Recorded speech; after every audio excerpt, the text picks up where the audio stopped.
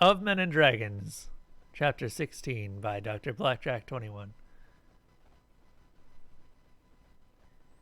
Angela dismissed Jack, since he got off easiest with nothing more than a couple of nasty cuts and bruises, and one suspiciously bruised rib.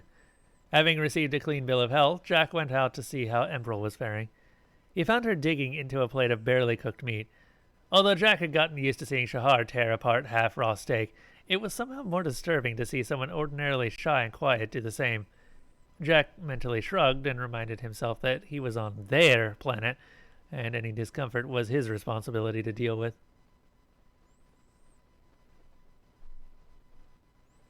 You looking for the vote options? Commands is in the... Oh. The bot has told you. Scroll up a little bit for the commands.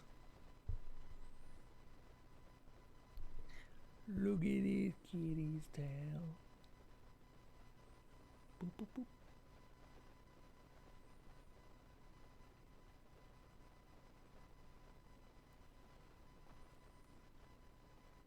Which command are you looking for, Blackjack?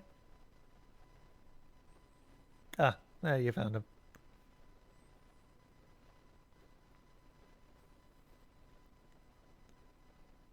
As he sat down at the table, Angela appeared beside him to translate. Jack decided it was best to avoid small talk and get right to the matter at hand. We're deciding to figure out where to get...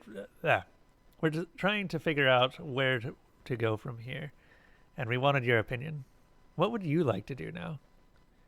Emerald sat and thought for a moment, the plate of meat forgotten. After a few moments, she looked Jack in the eye and presented her case. I don't have that many skills that would be of use to a wealthy man such as yourself, but I'm willing to work hard. I can cook, clean, and even sew a little, and I'm willing to learn that which I don't know. Jack held up both hands, palm out. Whoa, slow down. By my people's laws, it is unconscionable to put someone your age to work. You should still be focusing on growing and learning. To that end, wouldn't you be happier living with a family from your home village? Maybe a distant aunt or uncle? I'm sure plenty of families would be delighted to take you in. Emerald shook her head and looked down at her plate in a dejected manner. The only family I have left is my uncle, who is likely concerning himself with consolidating power from the lands he will inherit from my father. He wouldn't welcome the presence of a niece who could threaten his claim by swearing an oath to another male. If I'm lucky, he will make me his bride to avoid the issue. If not, he may have me killed to avoid any complications. Oh, okay. You got it. Look at this cat. Look at this tail. This tail right here is just the cutest little tail.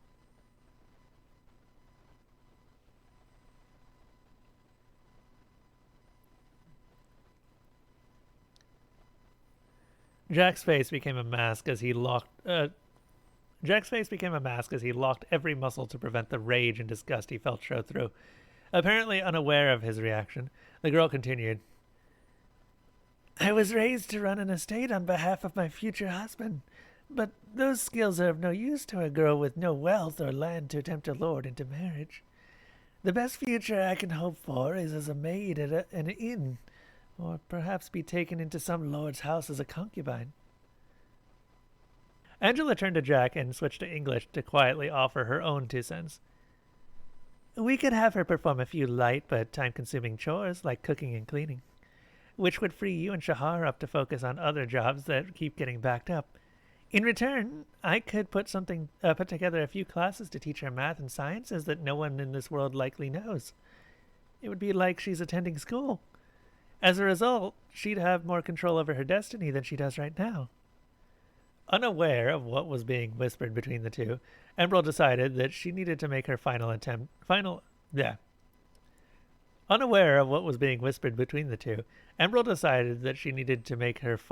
best attempt.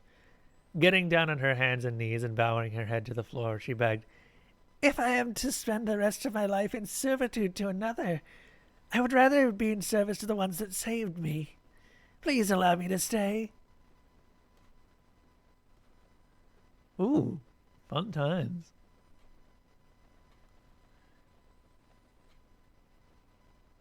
Look at this kitty. Jack, now thoroughly uncomfortable, knelt down beside the girl and grabbed hold of her shoulder. Listen, you don't have to beg for anything ever. You've made your case. You can stay. Emerald shot up, wrapping Jack in another embrace that would likely leave a few new bruises. Jack continued speaking in a somewhat strained voice, trying to overcome his smothered diaphragm. Though I do have a condition.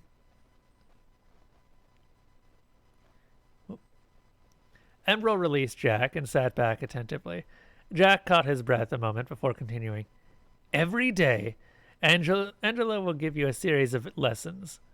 Math, science, and whatever else she deems appropriate. I expect you to do your best to learn whatever she teaches you. As far as I'm concerned, this is more important than any cooking or cleaning you might do. Is that understood? Emerald launched herself at Jack again, crushing him a second time as she responded, Of course! I will learn whatever you ask me to learn. Angela was enjoying her human's discomfort a little too much. After Emerald finally released him, the AI spoke up again. Before I put her under, Shahar told me to tell you, once Jack gives in and decides the girl can stay, tell him I said she can share my room. Jack shook his head and wondered how everyone always seemed to know what he was going to do before he did.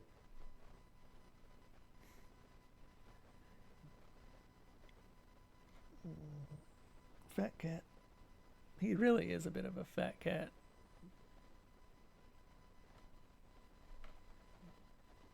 Oh, he's snoring now. He's actually asleep. After an unbelievably long day, Jack was getting ready for bed. This might be the most exhausted he'd ever been in his life. It was hard to believe that, just this morning, he and Shahar had loaded up the cart for their second trip to the village and enjoyed a pleasant walk for the better part of the morning. Looking back, that seemed an entire lifetime ago. Since then, he'd survived the second worst fight of his life, saved a young noble girl, introduced a second person from this planet to his world, and accepted that same girl into his home. Honestly, that would have made for a full week, let alone a single day. However, now he could finally rest. Yeah. As he stumbled out of the bathroom, Jack found Angela waiting on the side of his bed, obviously wanting to talk about something. Jack almost snapped at his sister, but he fought down the urge to throw a tantrum born of physical, mental, and emotional exhaustion. Instead, he closed his eyes for a second and took a breath to calm his frayed nerves. Angela knew Jack better than anyone, maybe even better than he knew himself, so she had to realize how close to his limit he was. If she was waiting patiently to talk to him, it was obviously about something important. Opening his eyes, Jack plastered the best smile he could manage onto his face. It wasn't the kind of smile that would fool anyone who knew him, but Angela would understand he was trying. When he spoke, all he could manage was somewhat strained. What's up? Angela's expression was sympathetic as she nodded her acknowledgement at Jack's attempts at patience. However, obviously felt the situation required his attention. The girl, Emerald, is having a breakdown. She's crying. Hard. Jack cocked his head to the side. What's unusual about that?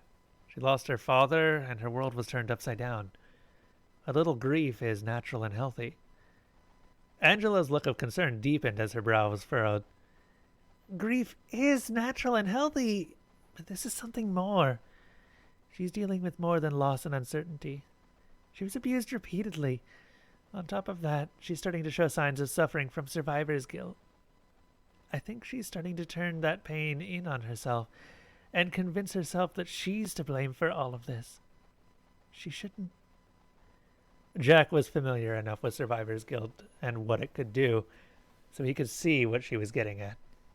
Finally, enough of his brain pulled itself away from the idea it would get some rest to see where Angela was going with all this. He finished her thought for her. She shouldn't be left alone right now. Letting loose a deep sigh as he ran his hand through his unkempt hair, Jack continued, "Yeah, I agree. I'm not sure how much help I'm going to be right now, but a warm body is better than nothing. No offense. Let's go see what we can do." Jack walked over to the bathroom long enough to splash some water on his face before leaving his room.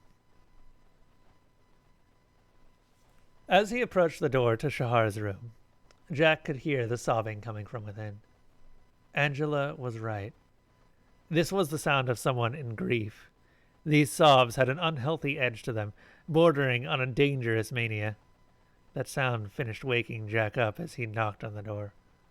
The sobbing took a few minutes to slow to a halt before a shaky voice responded. Yes? Jack tried to adopt as soothing a voice as possible, knowing Angela would be translating the same tone through the speakers rather than appearing in the room. It would help the girl avoid feeling embarrassed at her worn physical state. "It's Jack. I wanted to speak to you a little. Could you please come out to the main living area?" There was a full minute of silence while Emerald tried to gather her thoughts enough to speak. Finally, a soft voice came out. "Yes, of course. Just give me a moment." Jack smiled. He'd been worried she would turn him away. "Take your time. I'm in no rush." A few more minutes passed while Jack waited. Just as he was starting to worry she changed her mind, he heard the door open. The poor girl was a wreck, but had obviously done her best to clean up the evidence. However, she wasn't fooling anyone. As she looked around uncertainly, almost fearfully, Jack motioned her over to the table again. As she sat down, he sat opposite her. He took a moment to just get a good look at her. Even though Emerald had obviously washed her face clean, it was still blotchy in a way that spoke of violent crying. Her clothes were slightly torn in a few places where she'd ripped at them in her hunger to feel something, even if only pain. Even now, her breathing was perfectly even in an unnatural way that indicated she was consciously controlling it to try and seem like she wasn't as bad off as she was. Angela was right. Emerald was walking along a dangerous cliff. Jack took a deep breath before speaking. Angela was doing her best to be as uncharacteristically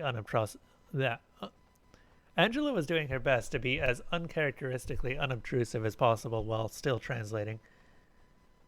"While I was your age, both of my parents were brutally murdered in front of me. Immediately after that, Angela and I were thrown into a life and death fight against the killer. Honestly, it's all kind of a blur these days, but somehow we didn't die. That was the worst day of my life. It took me years to learn to live again after that night." Emerald started to take a breath to respond, but Jack continued, never letting her get a word out. "I'm not telling you this because I'm asking for your sympathy or trying to diminish your pain. This was years ago, and I've mostly dealt with it. Though I won't lie to you, the pain of an experience like that never goes away completely." The girl waited this time, wondering where Jack was going with this. He didn't make her wait long. "I'm telling you this so you understand that I at least somewhat understand what you're going through, and that I know a little of what I'm talking about." Jack looked into the distance, trying to recall feelings he'd rather have left buried in the past. Afterward, all I could think of is all the things that I could have done to save at least one of them. Knowing what I know now, I can think of several things that might have made a difference. The problem with that kind of thinking is that it's complete and utter shit. Emerald seemed shocked by the sudden change in tone of the story, but Jack continued without pause. "At that age, and with what I knew at the time, and with the shock of what I was going through, there was nothing I could have done.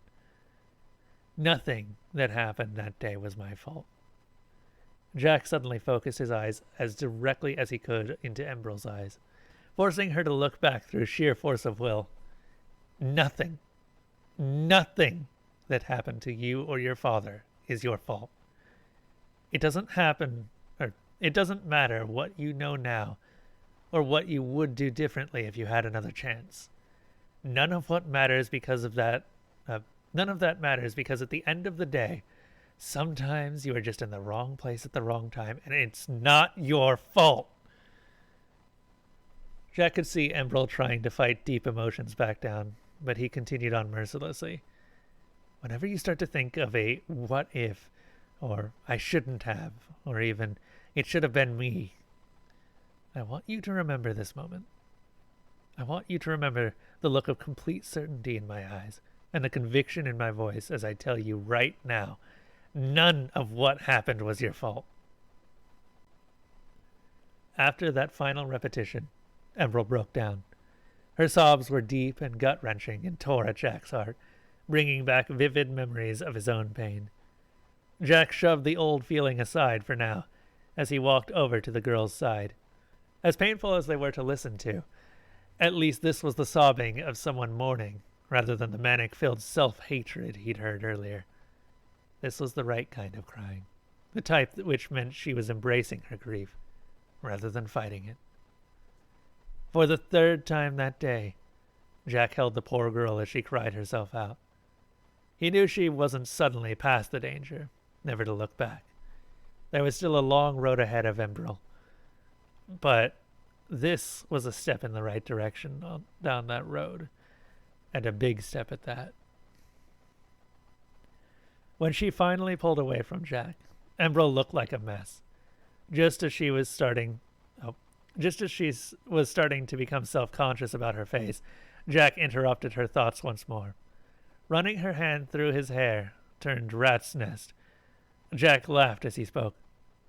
You know, there are times when it's positively indecent to look clean and collected. And I declare now to be one such time. I doubt either of us is going to fall asleep right after that. So what say we catch a movie? Embryl looked confused as she blinked a few times in rapid succession. Shahar mentioned that before. What is a movie? Jack explained the concept of movies as recorded plays for a second time while thinking desperately of an appropriate title. What in the world should he show a 15-year-old girl who went through what will hopefully be the worst day of her life? Given what she lost, definitely nothing with princesses, Prince Charming, or about father-daughter bonding, and it had to be uplifting. What did that leave? Just as Jack was about to give up and throw on something abstract, he remembered a childhood classic, The Labyrinth. Angela helpfully dubbed the movie, programming the Argoon language to come through a near-perfect imitation of the original actors' voices, although she refused to dub over David Bowie's singing. Maybe it was Embryl's young and accepting mind, or perhaps it was the magic of Jim Henson, but Jack had to explain far less than he did with Shahar. Partway into the movie, Jack's prediction proved at least half wrong when he finally passed out.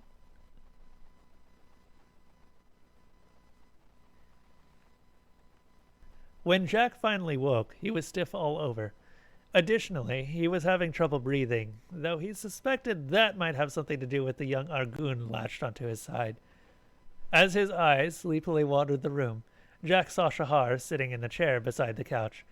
She was grinning as though enjoying some private joke at Jack's expense. Shahar broke the silence before he could. You look like quite the fatherly figure sleeping there, protecting young Embryl from her nightmares. There might be hope for you yet. Jack couldn't help but let out a little of his morning grumpiness, brought on by aches and pains. Jack couldn't help but let a little of his morning grumpiness, brought on by aches and pains, show through in his voice. After yesterday, I would think I earned a little more than just hope.